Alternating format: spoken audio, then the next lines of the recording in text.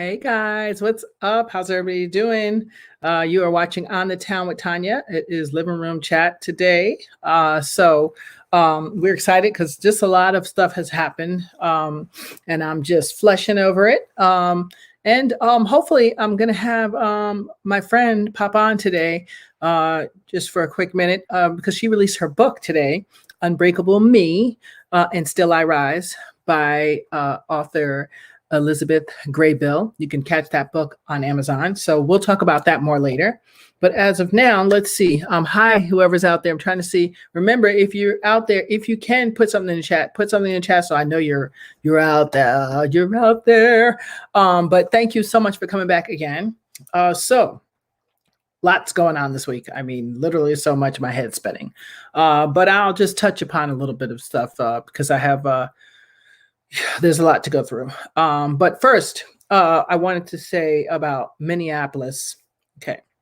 So they brought out the National Guards, right? And they can show up and they can show out, but not at the Capitol. Okay. We get that. We see what's going on. That's one thing. And I'm just going to say that about it. Hey, sis, how are you? Thank you for watching. I'm just going to say that about Minneapolis. I can't even say the word. That's how much I don't like it. Okay.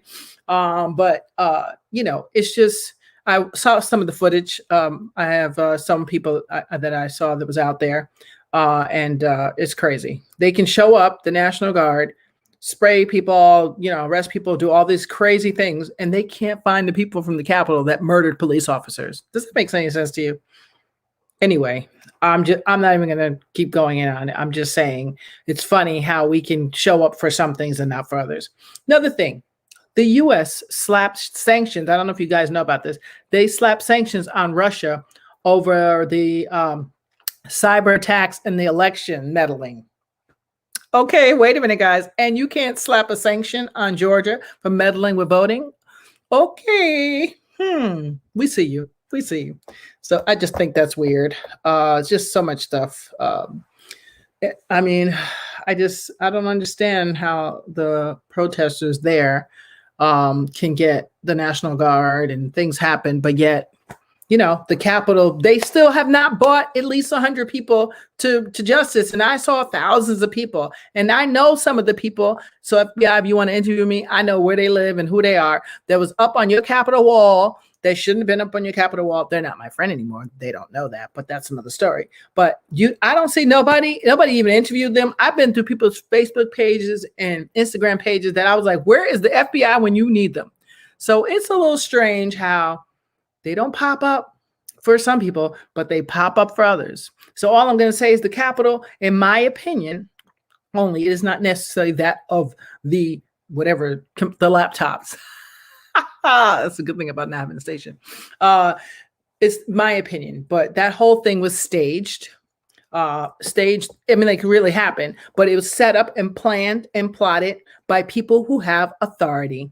Because if it wasn't, you would have got some arrests and you would have got some really action going on here, not just bull crap. Like, yeah, we're trying to see, fan through the pages and see who did what. No, you're not trying nothing. Because I know America's very good at one thing. They can find you. Ask all the people. Ask even like Billie Holiday, just people who were in on, we call it Black Lives Matter, but civil rights movement and all that stuff. They found them. Oh, yes, they did find them. They found them real quick. So they can find whoever they want to find. They just choose not to find some of us. I'm just saying. So you wonder why am I still talking about race and equality? Well, quite frankly, I'd like to know why. You know why. It's exhausting. Try being Black. It's exhausting talking everything about Black. But every time I turn on the news, there it goes again. So let me switch to another gear. So you heard about the Johnson & Johnson vaccine. Now, y'all try to edit me and cut this off, because I ain't going to say nothing bad, I promise. For all those who wanted to go get vaccinated, that's good. I pray for you. Thank God. You did what you have to do. That's not what I'm talking about. So Johnson & Johnson vaccine was suspended, y'all. I want to know. My daughter and I drove by the Westchester County Center the other day, and there was about 200 people online waiting, and they look like minorities, waiting to get the vaccine. So I want to know, that was like the day before the vaccine was suspended. I want to know what happened to those people. I'd like to know if you were in White Plains on the line the day before the vaccine got suspended. Please hit me up, inbox me, let me know. I'd love to know your story because I think it is a good idea, no matter what you're doing these days, if you're taking any kind of vaccine, I don't care what it is, I think it's a good idea to let your family and friends know when you get it, so that they can be the ones to blow the whistle if anything shady goes on. I'm just saying, I don't see anyone getting a follow-up from these vaccines. I don't see nobody. Everybody I talked to, not one person said, yeah, the office called me to see if I was okay. And I didn't say none. And I thought that that was a part of trial testing. You follow up, you got to, make notes of, oh, so-and-so had a headache, so-and-so's left eye twitched, that's what I thought. That's what we did when we did research, but I don't know. All I'm saying is do what you feel like you think is best. Don't let nobody scare you, though. Do it because you did your research, not because the research you see on TV, because it's all lies. Everything in the media right now is not, in my opinion, is not, it looks factual, but it doesn't mean it's really factual, because I can sit here like was it Trump said once, he could sit and murder somebody in front of all these people and no one would even, they would say he's innocent. That's kind of what's going on with media right now. Like literally people who have the money can get away with literally anything and it'll be right in front of your eyes. So, or it's almost like Chauvin, which I will talk about later. Like he's right in front of your eyes. So if they don't come up with anything but guilty, we'll be like, what? But it wouldn't shock me if they didn't, all I'm telling you. So, hey, Lee. So anyway, that's enough for vaccines. All I'm telling you is make sure your people know, your friends know, hey, I'm getting my second vaccine shot today. Make a note, put a journal, just so for us people like me, the skeptics, you can come back and say, I'm still alive 10 years later. Okay, that's all. Or nothing happened. And I'd like to know that. That'd be great. Sort of like, all the other ones that they've done. So it's okay. I'm just saying, make a note because I want to know what happened to all the people that was getting the Johnson & Johnson the day before they called it down. That's just me. Anyway, another thing I'm talking about, shootings. When will they stop for our kids? When? Anybody know? I'm waiting, but I won't hold my breath because I really don't. I mean, literally, you would think after the Capitol that there would not be another shooting. I was like, yes, there will not be another shooting because cops know that we are for them, that we love them, and that we support them, even in spite of all blah, blah, blah. When that cop got crushed at the Capitol, we were all like, oh my God, what monster would do this? We didn't care about he was a cop. We're not a mean people. Like everybody knows who knows African-American people, we're not a mean, that's not we learned that behavior, I hate to tell you. And that's just not in our thing. So we were all in like, oh my God, how could they do this? If I saw somebody get killed, I'm like, oh, and I'm trying to help them out. Not like, oh, well, too bad. I just have to stand here and wait. Why isn't anybody hasn't that compassion for our kids? I watched the video.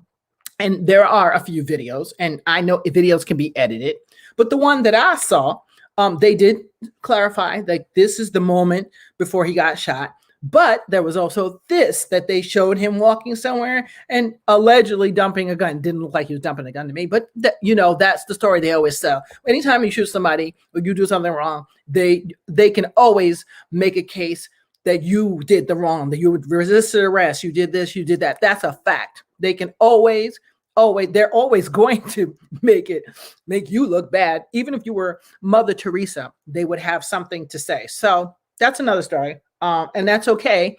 I just want people to know why a 13-year-old boy, like, even if he had, let's say he did have the gun, let's just say they were on a chase, excuse me, I have allergies. They were on a chase. They had no idea who the perp was. Okay. They just heard shooting. So why are you shooting folks in the heart? If the way I saw it, he was running, he ran past someone else. So why would you run past them? Why didn't you think they were the person?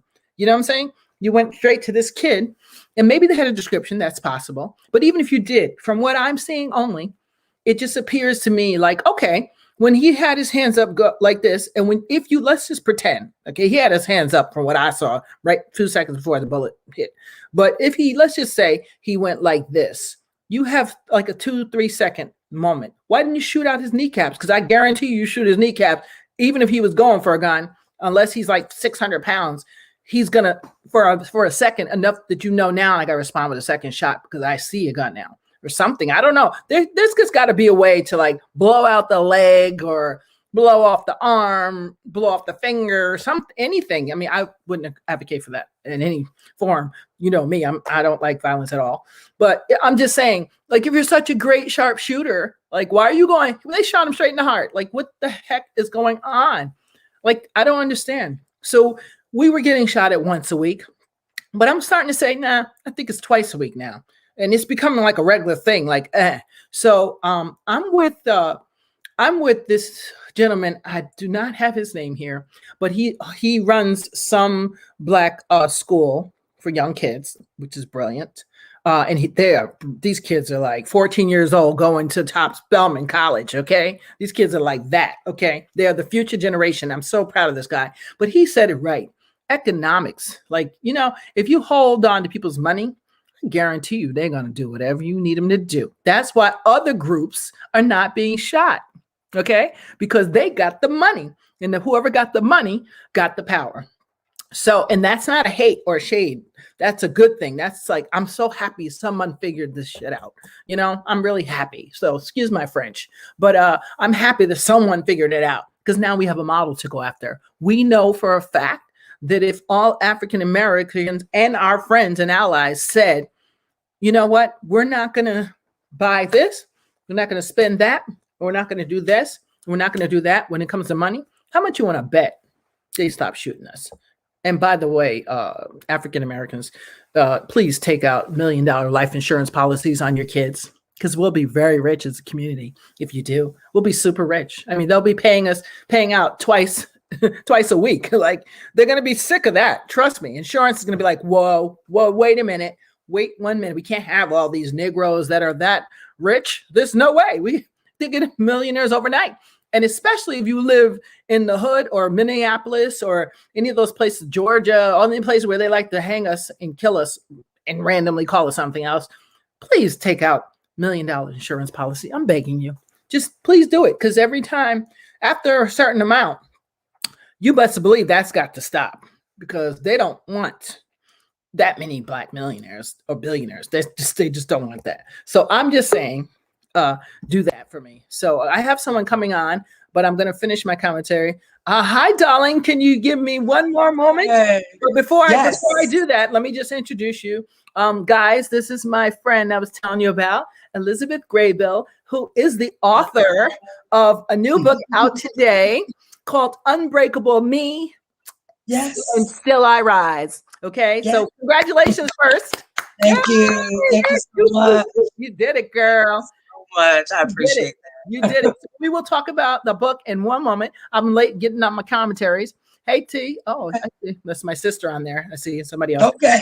I'm just giving a last minute commentary, so bear with me, and you can chime in if you need to. So just to wrap that up, Adam Toledo, the 13-year-old, was shot. It doesn't make sense to me. I watched the video. I don't care what they say. Doesn't make sense. If you're running after a perpetrator, yes, I heard shots fired. That makes sense. I get that. But from what I saw, his life was not in immediate danger, the officer. So it's just crazy. It's just crazy in the time that we're in, with all the shooting, George Floyd, all the stuff going on, the shootings, and you still like, I'm still gonna pop a kid anyway. 13 years old, like 13 years old, like you want someone popping your son like that? Mm. And that's the thing. Once their kids start dying at such a high alarming rate, okay, I bet you things will change. It will not be, it won't be. And because all those, I don't advocate for any violence ever under any circumstances. I think we should all love each other and be at peace, kumbaya. That's just my thing. And I know it can't be possible, but that's me all the way.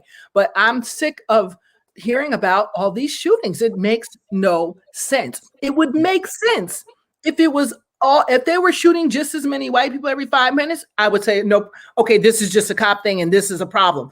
This sounds like a genocidal thing to me, because it is only certain kids. Not saying that other people don't die by cops, because we know that's true. But the trickery of that is when they say more white people die by cops. Well, of course, because you got more goddamn white people in the world than you do Black. You got 14% of us, but more 100% of us die versus 5 gazillion of other people, and only, then only a certain amount of them die. So if you're going to compare it, I get your stats. I get how you switch those stats to make it sound like more white people die by the hands of police than black. Yeah, but there's a couple circumstances to that. So there's less of us and more of us are dying. That's a problem. That's a problem. And I don't know what's going on, but it's really making me livid.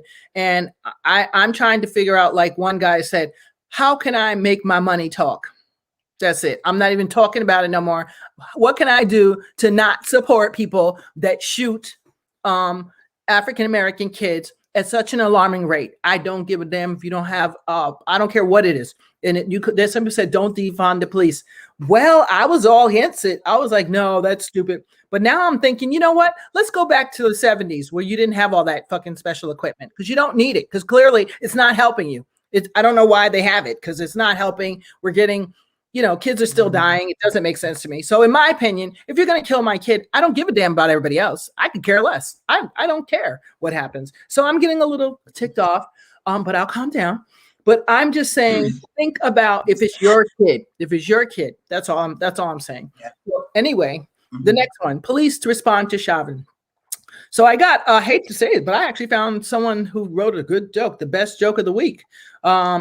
Everyone's acting like they don't know how to spell Chauvin's name. It's real easy, this joke says. M-U-R-D-E-R. Oh. So it's a little shady, but that's the truth. So anyway, I know you guys are not happy with that, but you'll get over it because I have to tell the truth. That's one thing I have to do while I have the freedom to do so yet, because they'll try to take that away eventually. So last thing I'm going to mention before we talk to our dear friend is the Billie Holiday movie by Lee Daniels. Guys, did you see that?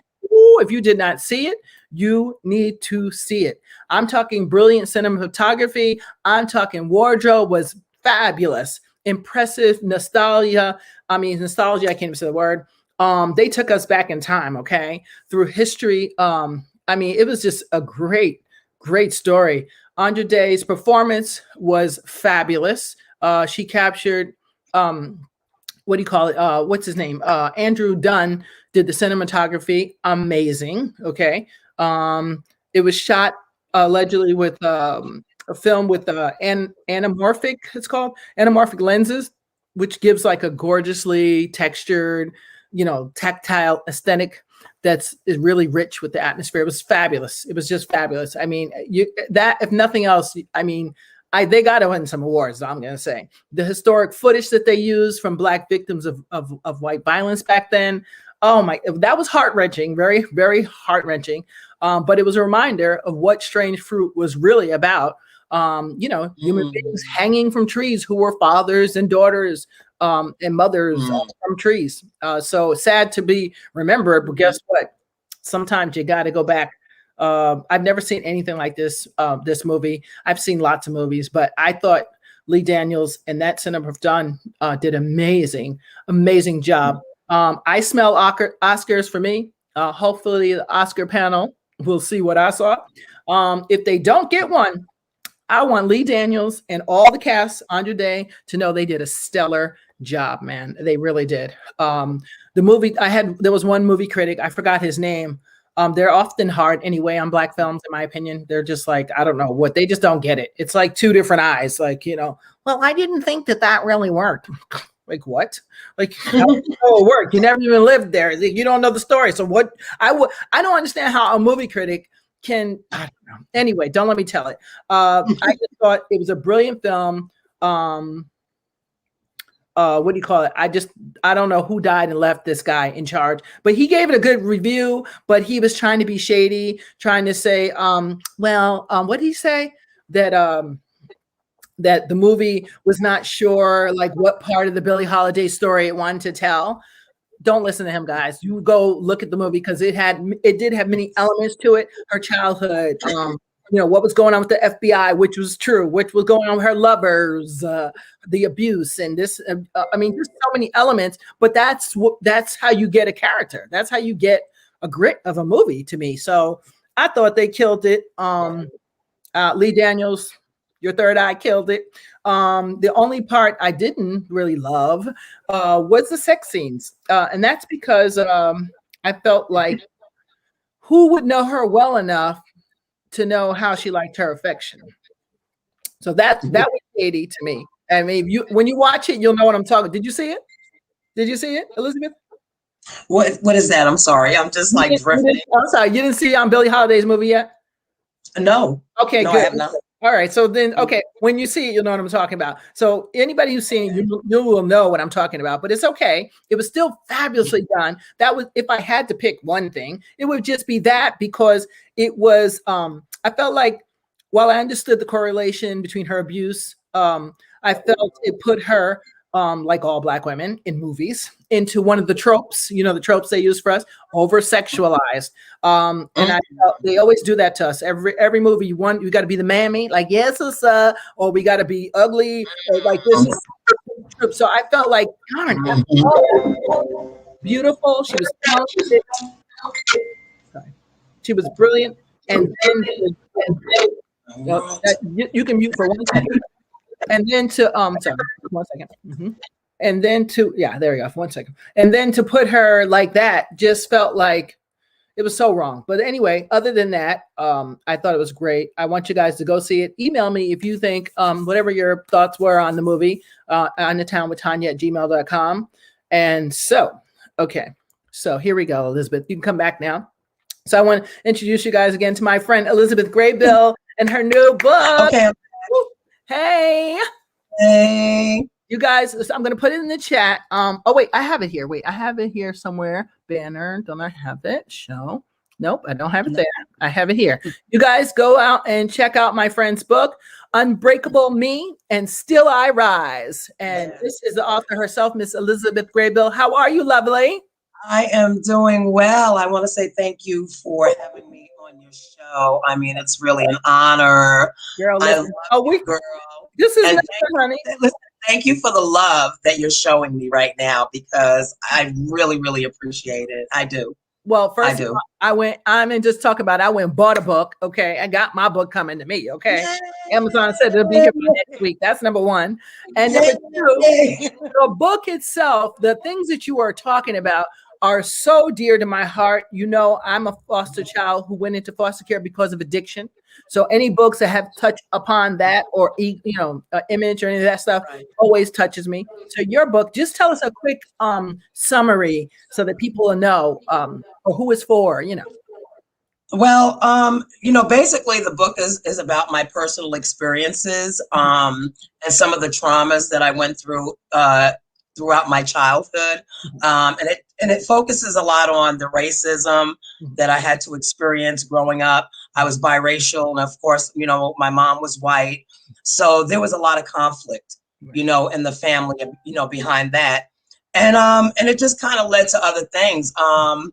And basically, what I did was, I kind of went throughout my life, my experiences, how it affected me, feeling different, never feeling accepted, always trying to fit in, and stuff like that. And, at some point in my life, it just, the self-sabotaging started. And, my life just kind of spiraled out of control, just trying to always look for a place. And I think that's what happened to me. It was like I couldn't find my place in the world, and it affected me in so many areas. And I mean, there's so many other things that happened in between. But but I carried these secrets, and I carried this stuff around for many, many years. And I, finally found the strength one day to just, try to, I think I was looking for that freedom. I was looking, for someone to give me some hope, and I found that. And it was like lifting a load off of me, being able to tell the things that I had been through without being ashamed or feeling, different or being judged, And so the book is for people who are like in that struggle now, I went through addiction, and there's some other things that happened to me in my life. And I mean, I think I wrote this book because I'm trying to be a light for someone else, to encourage people to speak up, find your voice. You don't have to carry other people's garbage. And I think that that's what I did for many, many years until I decided to let it out and you know, and to free myself and to kind of, you know, this was something that it was a process. So you know, it didn't happen right away, but it allowed me to find myself and to look at myself differently and to be able to speak and for people to hear my voice and hear my pain, because you know, a lot of us who go through stuff like this, we suffer in silence. And I suffered in silence for many, many years. And so you know, it was just so refreshing to be able to say, you know, some of these things and be okay with it, you know, and just be okay with it and not really care about what other people thought or how they felt, or, you know. So it's, you know, it's for people who are struggling. You know, we have, you know, this world that we're living in today, it's just, you know, we have a lot of people that are going through a lot of changes. We have, you know, addiction is running rampant in our country. And, and, you know, I think that a lot of times people like myself are misunderstood. And so, you know, I think this will shed some light on some of that stuff. I think that, you know, it should help somebody. I'm praying that it does anyway.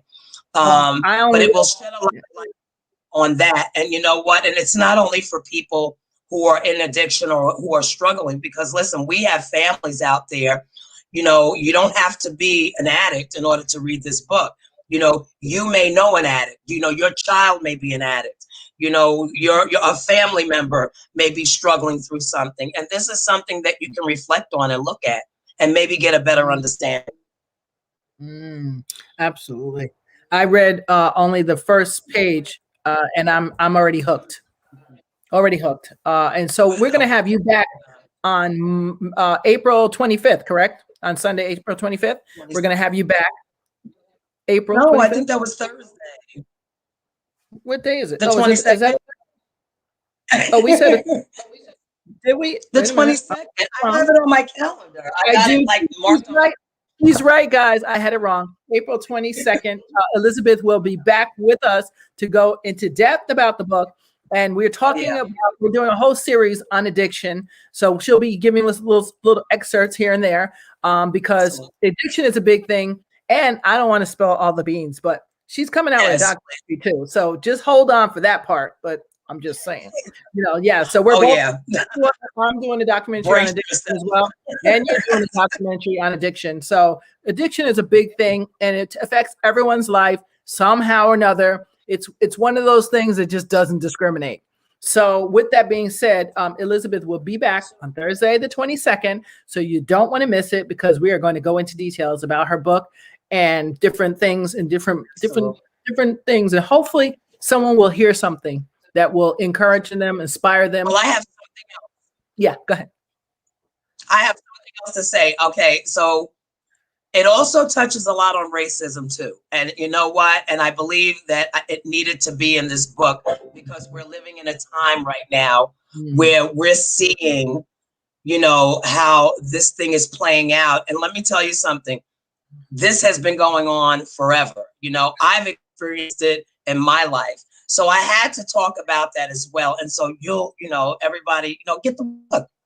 Yes, get that book. Get the book. And you'll Amazon. Right? Amazon's where we can pick it up.